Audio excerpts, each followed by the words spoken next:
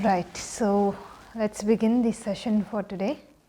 Sit comfortably, keep your back and neck straight, and when you feel ready, very gently close the eyes and start connecting with the natural flow of your breathing.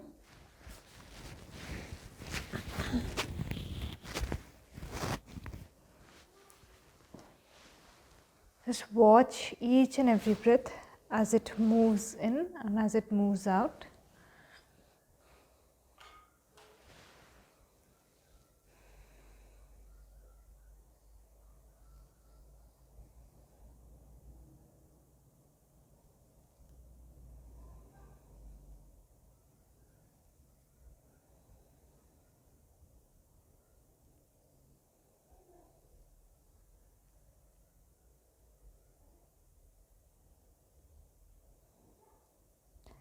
Now slowly shift your attention to your body, become aware of your posture and see if you need to change your alignment so that your back and neck remain straight.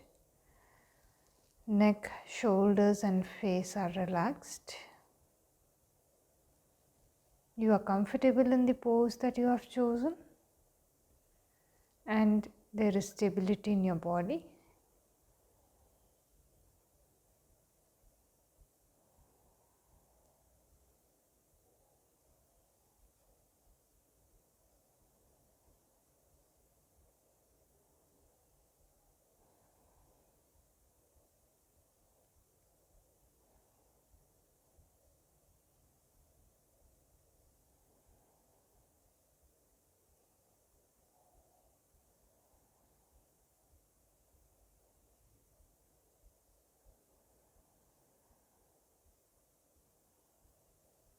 Gently come back to your breathing and begin to deepen the breath.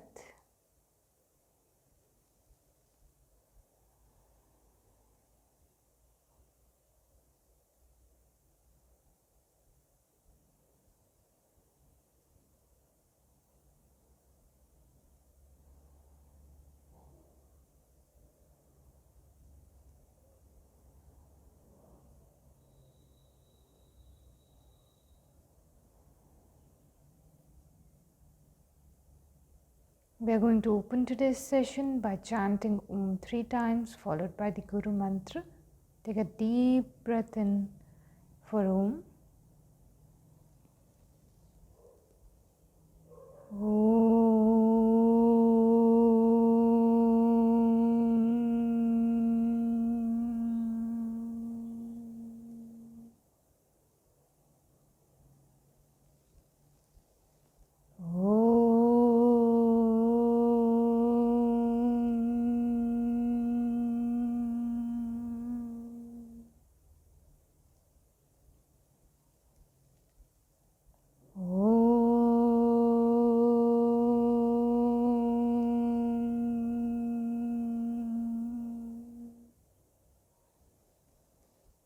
Shanti, Shanti, Shanti. Take a deep breath in for Om.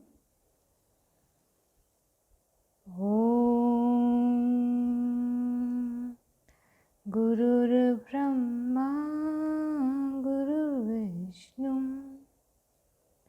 Gurur Devo Maheshwara,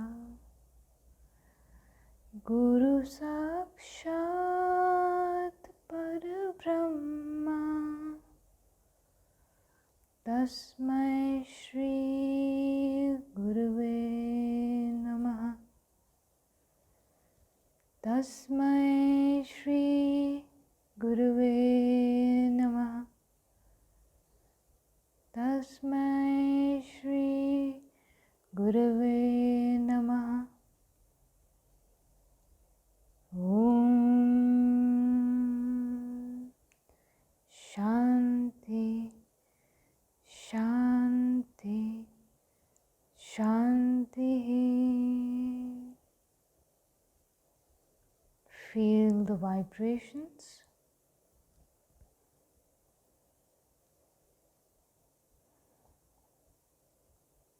Join your palms together and begin to rub the palms.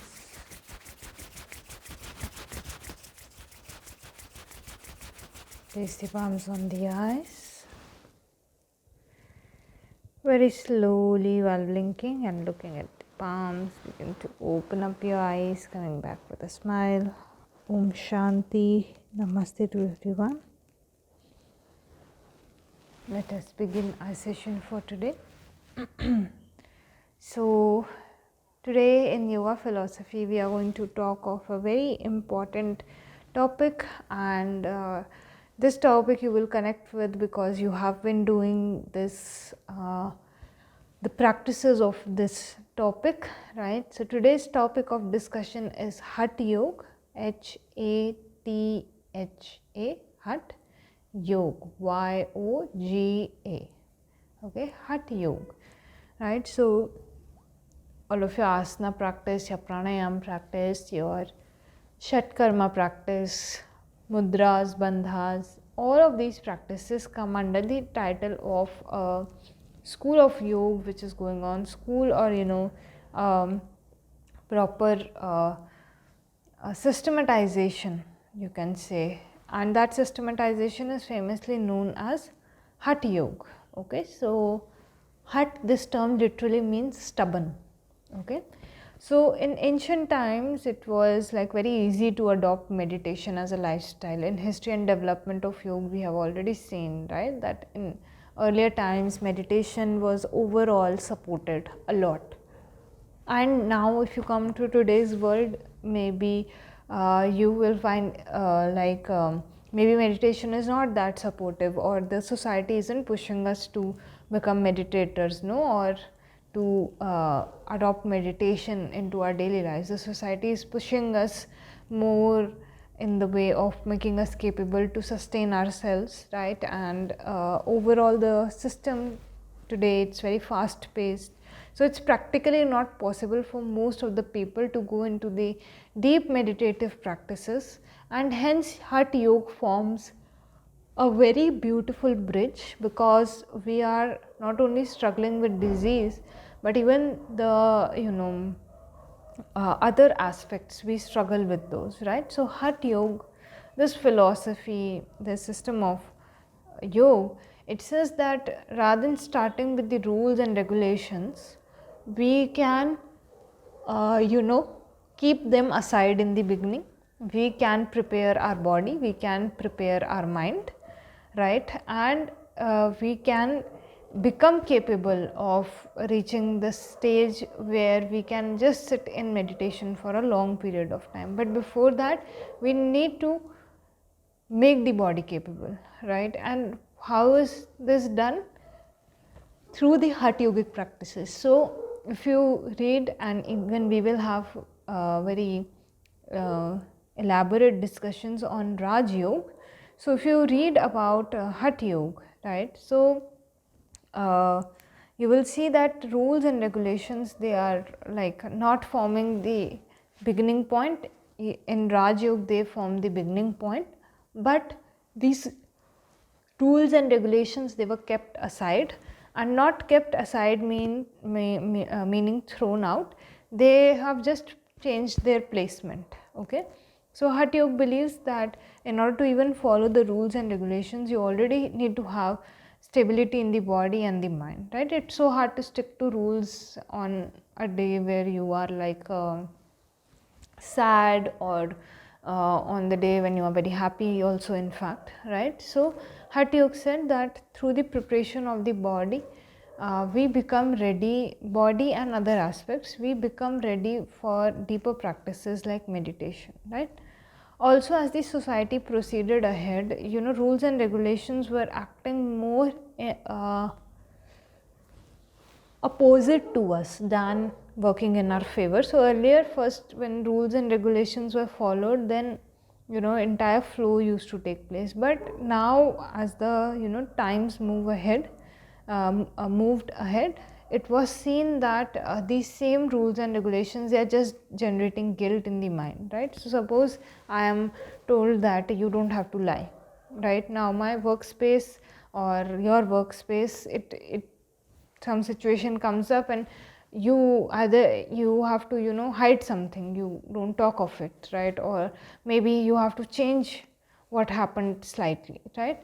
So what is happening? You are lying in that case, right? So either I am changing the information or I'm not sharing it altogether, right? Which is equivalent to lying only, right? So all the time the circumstances in my life will not provide me with a means where I can be truly honest, right? It could be in your family, it could be in your school, your workplace, anywhere it could happen, right? It could just have, like, you would have to speak a lie just in a random interaction also, you don't know, right? So overall, the socialization, the functioning of the society, what is rewarded, what is not rewarded, this entire thing started changing, and this led to the development of, like, the physical aspects more, right? So gaining strength in the body or cleansing of the body, these aspects of yoga more gained more relevance, and the rules and regulations, they were put aside because they were just generating guilt. They did not allow the practitioner to move ahead with their practices. If I feel guilty, I've missed my practice for one day, it's very likely that for the next 2-3 days I will just roll in that guilt, right? And then eventually after so many days I will realize, oh, I have to get back to practice, then I will start from zero again, right? So it was just making people break their regularity in the practice, and hence Hatha yogic practices came in, which were focusing mainly on the body, right? Be it through cleansing, through asana practice, through pranayama practice. These systems started coming in because the results were also quite tangible, right? So now if I'm doing meditation, right, so one day will be good, the other day might be bad, then it will be good, then bad, then maybe even worse, right, then again it's good, right? So the progress, it's very hard to trace, right? And you cannot judge on the basis of a bad day that your practice is just amounting to nothing, right? So in Hatha Yoga, if you do suppose forward bend every day, after a few days you will see a tangible shift or change, that now the forward bend has gotten better, right? So it was easier for people to connect with such practices initially just to maintain their health, but coming to modern times, even tackling with diseases through the asana practice, that was showing the tangible results, right? So Hatha yogic practices, this is how they gained a lot of light, right, and a lot of attention. And even today you will see, more than any other part of Hatha yoga, asanas have taken a lot of they have taken the main seat. In fact, people want to do headstand, handstand, they want to do full split, right? So these kinds of things have taken a very major, they catch the eye very easily, right? So it's very fascinating. So even a person who practices Hatha yoga, they establish a lot of stability, right, in their entire mind, body, breath, everything, right? So let's come to the terminology only, Hatha yoga, right? So Hatha, you can further subdivide it into two parts, Ha and Tha, okay? Ha, H-A, Ha, and then Tha, T-H-A, okay? With Ha, you can make an arrow and write down sun, okay?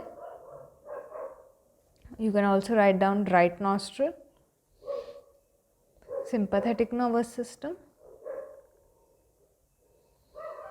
and the activation, active energy, so you can write down masculine energy.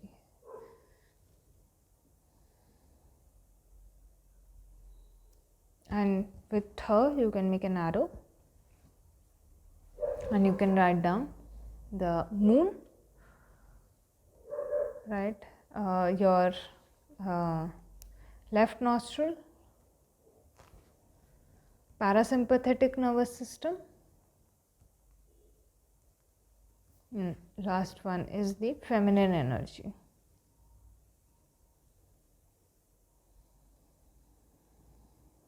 Okay, so Hatha coming together, Hat. This term means that her and her, these are getting balanced, right? So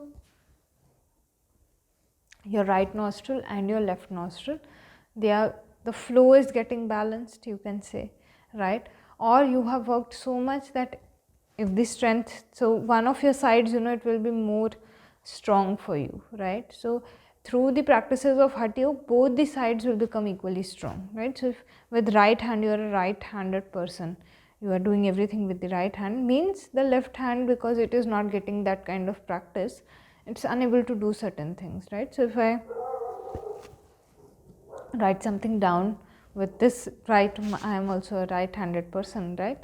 So if I write that down, it will be very beautifully written, it will make sense, anybody who is reading it, they will be able to comprehend it. But same sentence, if I write down with my left hand, it will not be that great, right? Even it will be difficult to decipher what has been written. So there is at all times an imbalance. You can look at it at any level, right? But physically understanding, there is this imbalance. No, my right is stronger than my left, right? So through the practices of Hatha Yoga, I establish balance. So this strength which the right hand has, that is again the strength that the left side will also begin to have. So right side and left side, they will come in a balanced position, more equal position. And that is exactly the aim or the target of doing Hatha Yoga. The aim or target of doing Hatha Yoga is not just to be in the headstand for 10 minutes, 20 minutes, or just achieving the handstand, right? That's just a stepping stone, right? It doesn't mean you have to stick to it, right? So most of the world, they are just sticking to the asana practice, they are not moving ahead, right? And this becomes very restrictive also, right? Because you get restricted by this thing. Now all of my attention, it will be on asana practice. Every day I have to do that. So I'm not seeing it as a stepping stone, I'm seeing it as the final destination, right? So Hatha Yoga does not say this thing. Hatha Yoga says that do all the practices with the target to achieve balance on both the sides, right? So once the balance is achieved on the right and the left side, then the central, right, you can say road opens up, right? So like I said for her, right, so I said sun, I also use the right nostril. In terms of energy channels, you can write down Pingla Nadi, Pingala. Along with her, you can write down Pingla. And then Nadi, Nadi, Pingla Nadi. Okay, so and then with Tha you can write down Ida Nadi, Ida, Ida, Nadi, Nadi. Okay, so let's come to her.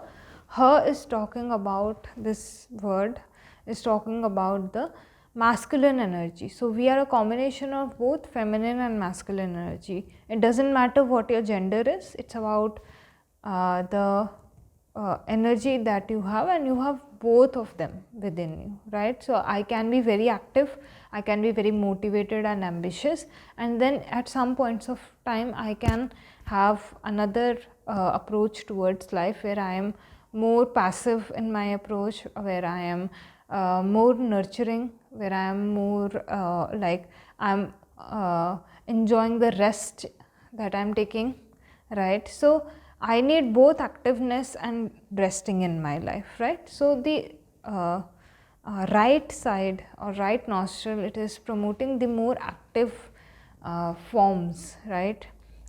It's showing up in a much more active form, and this is the energy which drives me in my life to do the things, to achieve the things, right? And hence it is associated with masculine energy also, right? So masculine energy is more like getting the things done, doing the things, right?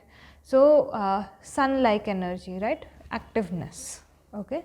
And in scientific terms, you can also say that the sympathetic nervous system that is getting activated, okay? So sympathetic nervous system is again associated with the fight and flight response, right? So you are mostly conscious, aware, very attentive, right, when you are in this state of mind, right? But we cannot be active all of the time, right? So we also have this trigger or the tendency the body shows where we are more passive in our approach, or we are in a very reflective kind of energy, right? And that is represented by the left nostril, right? The th part, okay? Th represents the left nostril, and it represents the feminine type of energy. Feminine energy is very nurturing. It is very relaxative, right? If you have encountered this kind of energy from anyone in your life, right? So they have a very soothing, calming presence, right? So feminine energy, like you look at nature, no? So it's the exact feeling you will be able to understand. So we always say Mother Nature, right? So when you look at nature, it has its own quality, it has its own, everything flourishes in its presence. It doesn't discriminate, right? There is this sense of things flourishing, things growing, things nurturing, right? So this kind of energy, all of us again have this kind of energy, and that is the th portion, right? So left nostril is representing this kind of energy. In scientific terms, you can say that it is the parasympathetic nervous system. Parasympathetic nervous system, right? So parasympathetic nervous system is generally associated with very relaxed states of mind. When you look at the moon, there is an unsaid silence within you, right? There is an unsaid calmness or peace, right? And right now the moon is moving towards full moon. So if you just go outside at night and you just watch the moon, you feel more still, right? So it is that kind of energy which is getting induced when the left nostril, it's flowing, right? So at all times one of our nostril dominates the other one, right? So for common people, either my right side will be very active or left side will be very active. And it's not just that they are active, it's also that it's not just that they are becoming active, it's that they keep switching, right? Because I need both my active side also and my relaxative side also, right? So when my right nostril is more dominant, or it's the only nostril through which I am breathing, I will be in a more active state of mind. I will want to get things done. I will be in that ambitious kind of energy, right? And when my left nostril is flowing more freely, it's more dominant, and right side maybe is not flowing, or it's flowing very like just flowing very low state, right? So not that much of inhalation and exhalation taking place. So then I can say that the feminine energy, it's getting the rise. I will be able to relax much better. It will induce a very calming state of mind, and this is your left side doing like the dominance of the left side does this to us, right? So during the day, what happens, after every 60 to 90 minutes the nostrils switch, right? Switching means that if currently my left nostril is dominant, then after 1.5 hours, by default my right nostril, it will switch to the dominance of the right nostril. And this is how somewhere the switching takes place, the balance in the switching is maintained. And when this switching is happening, very momentarily, for a few seconds, the central like both the nostrils begin to flow like equally. So both of them become equally dominant, and this short span, few seconds, few milliseconds, this is when the central energy channel, so it's called Sushumna Nadi, SUSHUMNA. Sushumna Nadi, this begins to become active, right? So yogi's aim is this only, that the other two, they are flowing equally, right? So that the central energy channel, it can open up. It can only open up when this thing happens. Otherwise, you will switch from one side to the other side, to the first side, then to the other side, right? So in order to have a more balanced or central approach, you will need that, you don't jump from one side to the other, it's in between, right? So when both of them flow equally, right, the Sushumna Nadi, this central channel, it gets activation, and the yogi aims to keep this activation going for a long period of time. So for us, by mistake, it's happening multiple times every day, right? But the duration is very, very small, right, when this switch is taking place. So you need to be aware of this thing as well, and the yogi aims to prolong this time period, right? So we are going to discuss Hatha Yoga more in depth tomorrow, right? For today, let's begin with the Pranayama session, because we have to cover one full topic of Pranayama also today. So Pranayama, right? Till now we have done various pre-practices, right? So we have done your abdominal breathing, starting from natural breathing, then we went to abdominal breathing, thoracic breathing.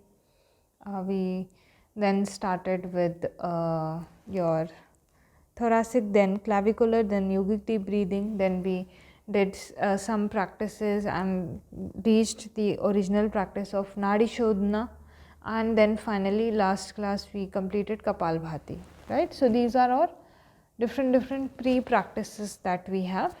And today we are going to learn about our first pranayama practice. This practice is called Surya Bhedan Pranayama. Surya Bhedan Pranayama, okay? Surya, Surya Bhedan, Bhedana.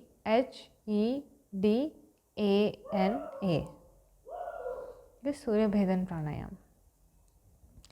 So Surya, this term means sun, S-U-N, sun, and Bhedan, this term means to awaken or to pierce.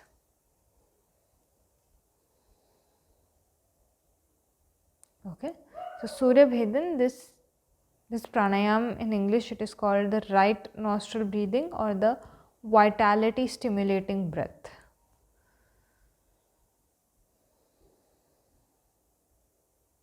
Right.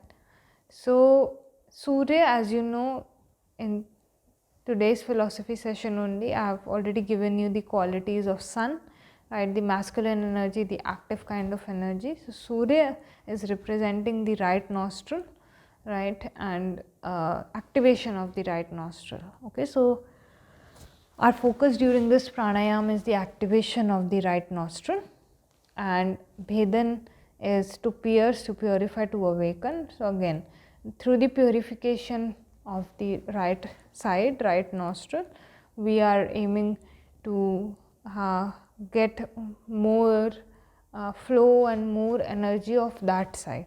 Okay, so after doing Surya Bhedan, you will tend to become very active. You will, if you feel very sleepy or dull, be it on a physical level or on a mental level, after the practice of Surya Bhedan, you will feel much more active. You will feel like getting things done, right? And in fact, it's a very good pranayam to start your day with, right? Because during the day you have to get so many things done.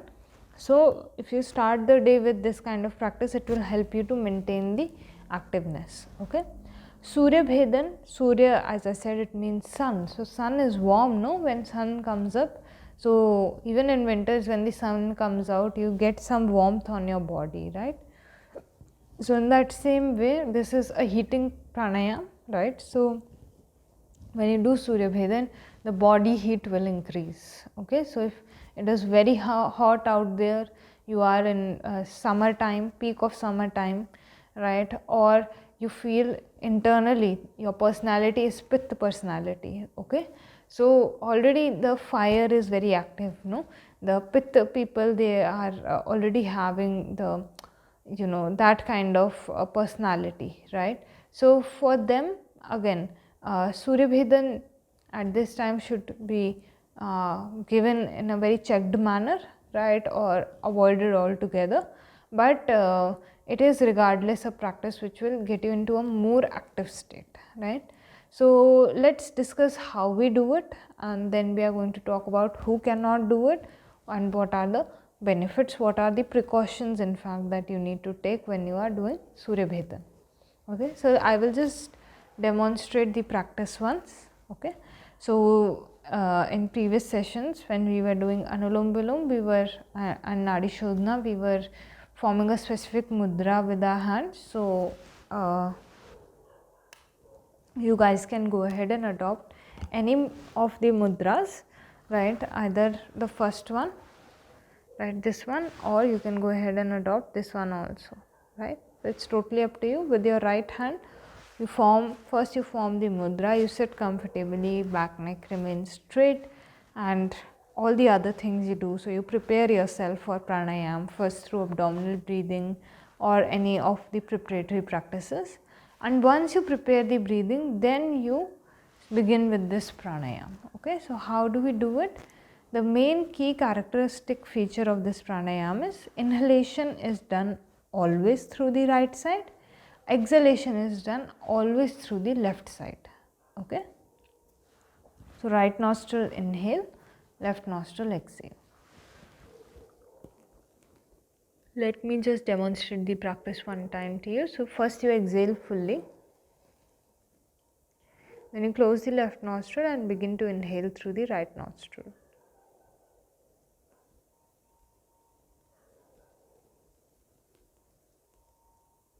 After you inhale, close the right nostril, open the left nostril, exhale.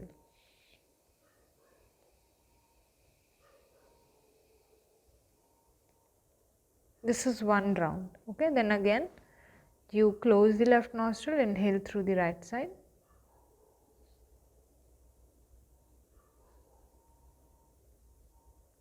Close the right nostril, open the left nostril, exhale.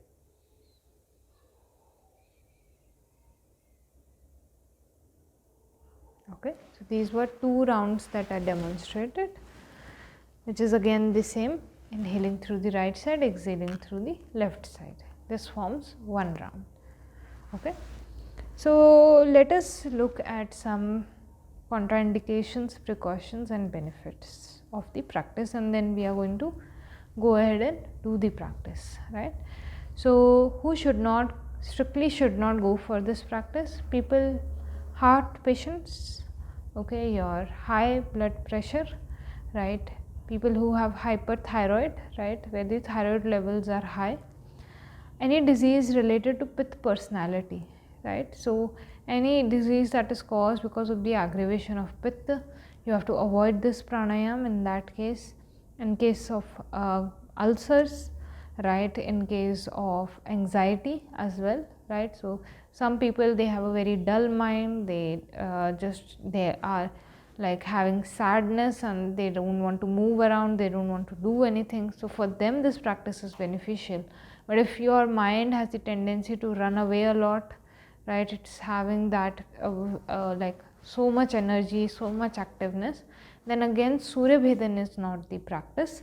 You can go ahead and do other practices, but Suryabhedan should not be practiced in that condition. So in case of stroke as well, right, these are few conditions in which you have to completely avoid Suryabhedan. Like I said before, in summers, hot temperatures, again it is not a preferable practice because there's so much heat around you, and then you start doing Suryabhedan, so the warmth builds up in the body, right, and then it might cause you headache, it might cause you discomfort. So you have to be careful, right.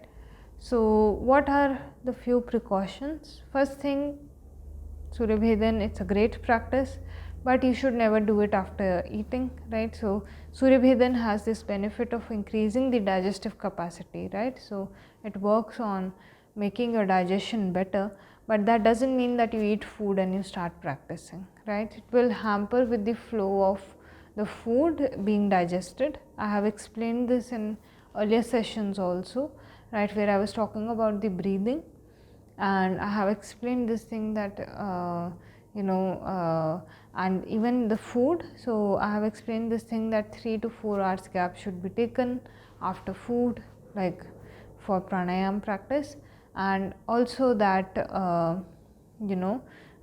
this, it should never be done immediately, even if it's supporting some like process, it's making the metabolism better so that you can do that practice better, but you shouldn't, right? So gap of minimum 3-4 hours after eating the food. Then you should not over practice Surya Bhedan. Why? Because I am only working towards the activation of one side, right? So when I work towards the activation of one side, then it is causing an imbalance, right? So I might end up over activating one of the sides, right? So you have to do very the practice of Surya Bhedan has to be done very, very carefully, right? Initially just starting with 10 to 15 rounds and then continuing as per the guidance that you are being given. So guidance of the teacher is of utmost importance for a practice like Surya Bhedan, right?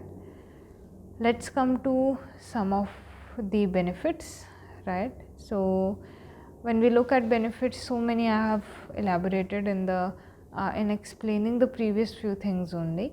First benefit that you get from Surya Bhedan pranayam is the disorders related to kapha and vata. They begin to balance out. So if somebody is having vata personality, they are having kapha personality, they are struggling with that, so you can make them practice Surya Bhedan, through which pitta increases, right? So right now pitta is suppressed, but through the practice of Surya Bhedan, pitta in the body it increases. So it's very good for disorders related to vata and kapha. So if you are having any such kind of disorder, vata or kapha disorder, then you can go ahead and start with the practice of Surya Bhedan. It will be very beneficial, right?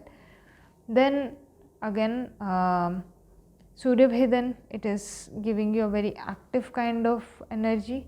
So people who are generally very shy, people who are generally hesitant to talk, or they find it very difficult to interact with everyone around them, they are very introverted in their nature, but they still want to do that thing, right? So they can go ahead and practice Surya Bhedan.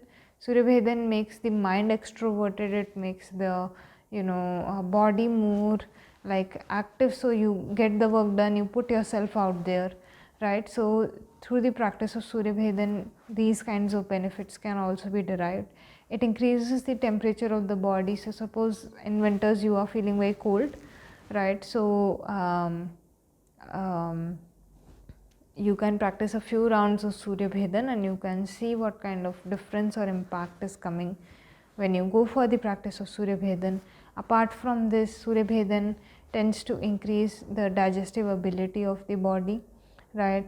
On an emotional level also, it helps you to become more active. Basically, it is inducing the activeness. So it could be in the form of emotions, it could be in the form of just how you are moving your body, right? Where it helps you to get to the point where it becomes beneficial for you to do those things, right? So somebody who's undergoing depression, any kind of sadness, for them Surya Bhedan is a very effective practice. You can push them or teach them this technique, right? Push them towards this technique and they will derive immense benefit out of it, right? So these are a few benefits of Surya Bhedan. There are many more, but because we are currently having less time, let's go for the practice itself and see what kind of changes we are seeing after completing the practice, right? So just come up on your mat, sit comfortably, keep your back and neck straight, and when you feel ready, very gently close your eyes.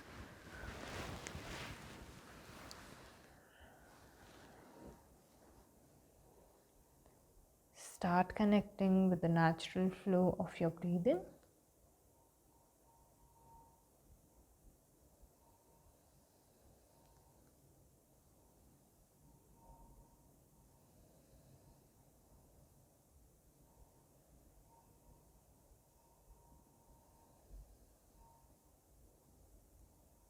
Allow the breath to flow as it is.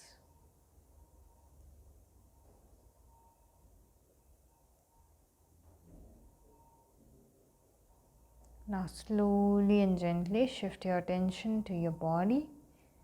Become aware of your posture.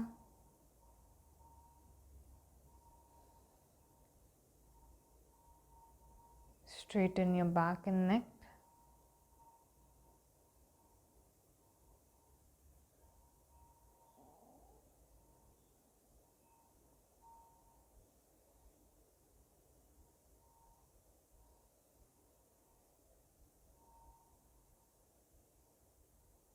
Now slowly and gently come back to your breathing and begin to deepen the breath.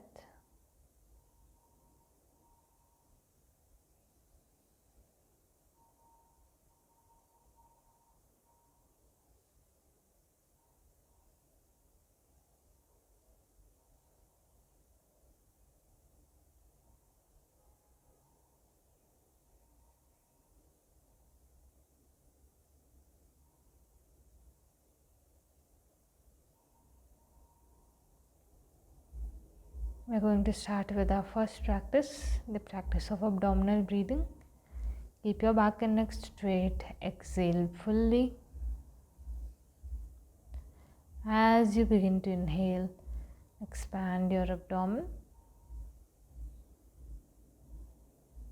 As you exhale, contract your abdomen.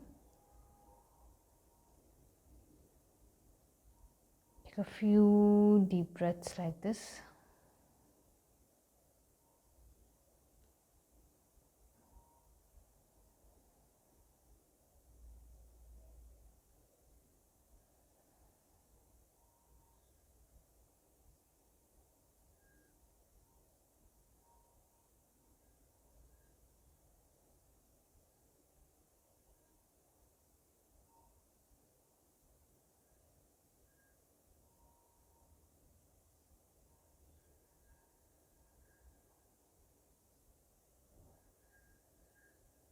As you breathe the air in, your abdomen rises, and as you exhale out, your abdomen contracts.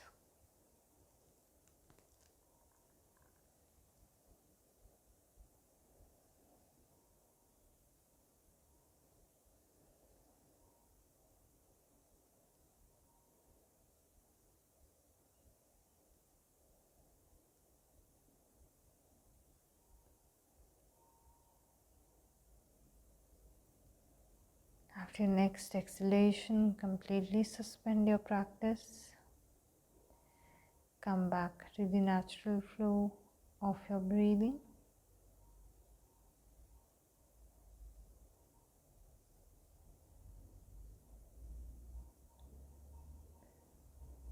Observe the changes induced by the practice of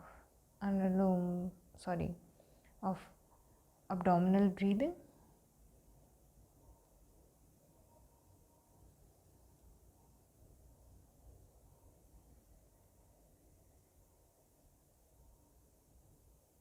Keep your back and neck straight.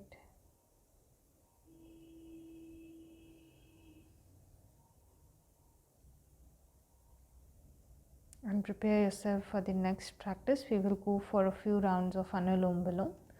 With the right hand, form the preferable mudra. Exhale fully. Close the right nostril with the thumb and begin to inhale through the left side.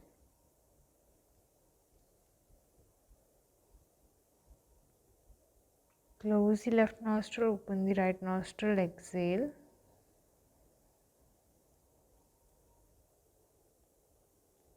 Inhale through the same nostril, so Take a deep inhalation from the right side. And then close the right nostril, open the left nostril, exhale.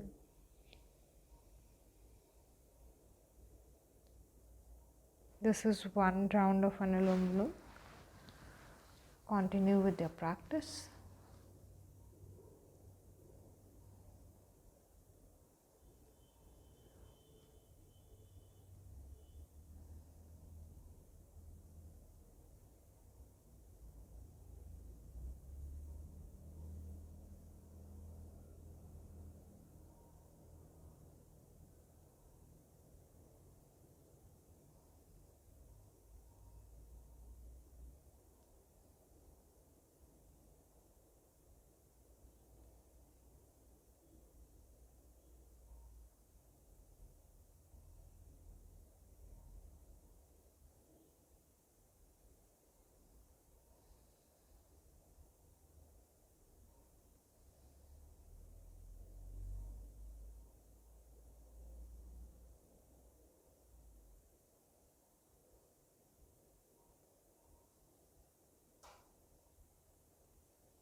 Keep continuing your practice, switching between the right and the left and the right nostril.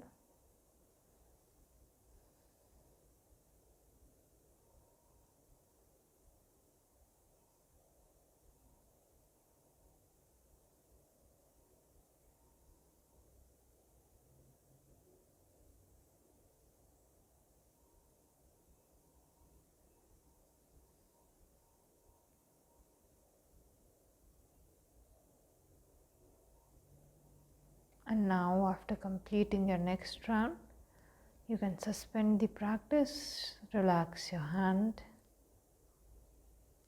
and just focus on the natural flow of your breathing.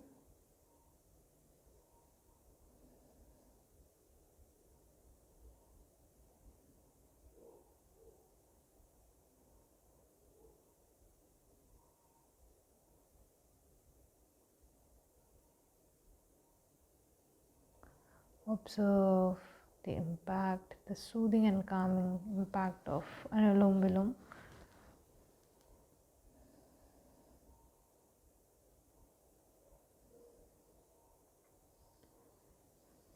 Keep your back and neck straight and prepare yourself for the last practice, the practice of Surya Bhedan. With the right hand again, form the preferable mudra. Exhale fully.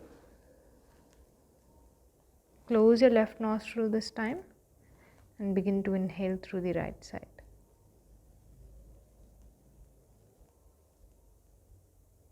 After inhale fully, close the right nostril, open the left nostril and go for exhalation. Again, close the left nostril, open the right nostril, inhale. Close the right nostril, open the left nostril, exhale.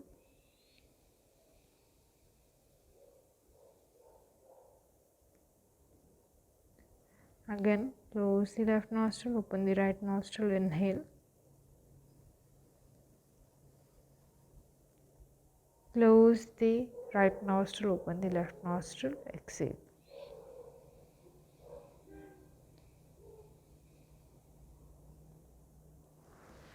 Like this, go for a few more rounds.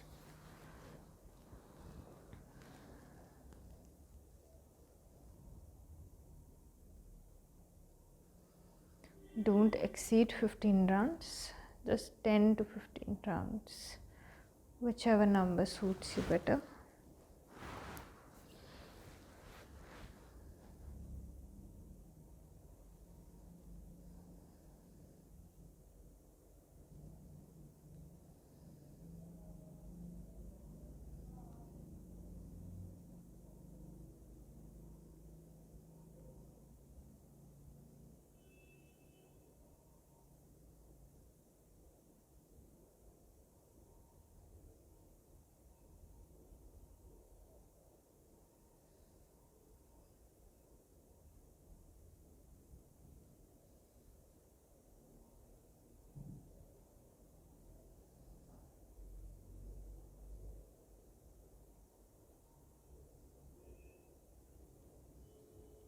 After completing the 10 to 15 rounds, again you can relax your hand. Keep the back and neck straight.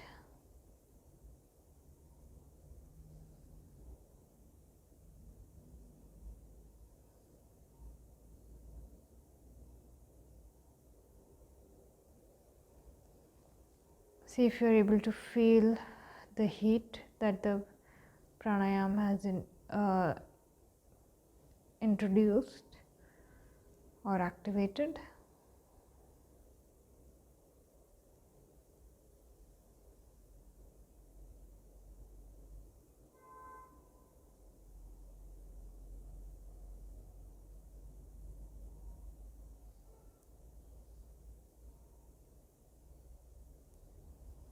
Keep your back and neck straight. We will close today's session with one Om chanting followed by 3 Shantis. Take a deep breath in for Om.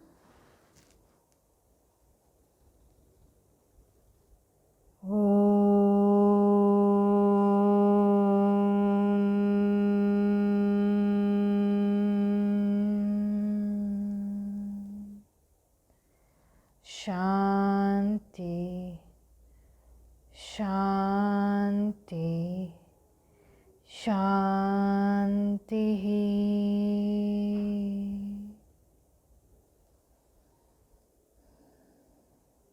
Feel the vibrations, feel the sensations.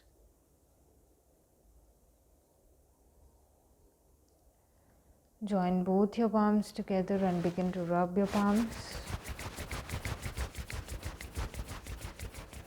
Place your palms on your eyes.